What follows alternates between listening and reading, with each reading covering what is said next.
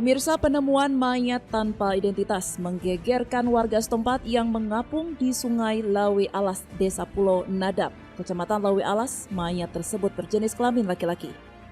Penemuan berawal dari salah seorang warga yang hendak ke kebun yang berada di pinggiran sungai, melihat jasad manusia mengapung di tengah sungai.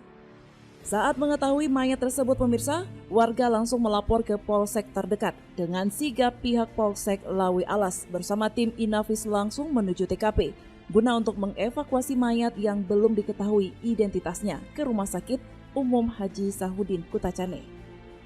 Kasat Reskrim Polres Aceh Tenggara, Ibtu Bagus Pribadi, mengatakan penemuan mayat tanpa identitas tersebut pada pukul 8 pagi oleh salah seorang warga.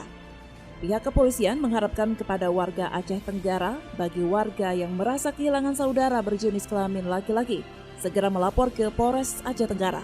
Dan kini mayat tersebut berada di ruang jenazah Rumah Sakit Umum Haji Sahudin Kutacane.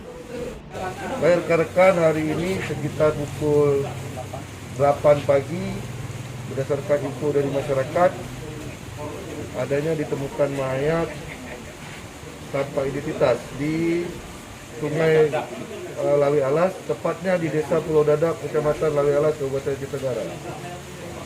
Tindakan kepolisian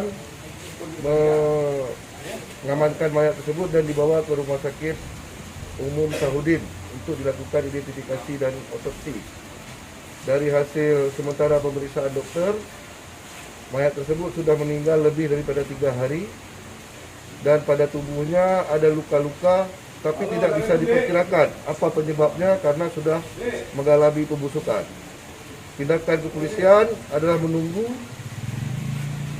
dari siapa mayat tersebut untuk mengetahui siapa keluarganya. Kami mohon pertolongan bantuan dari rekan-rekan media untuk dapat menyebarkan informasi ini sehingga kita dapat kenali keluarganya. Demikian. Dari Aceh Tenggara, Al Mujawadin melaporkan untuk Puja TV Aceh.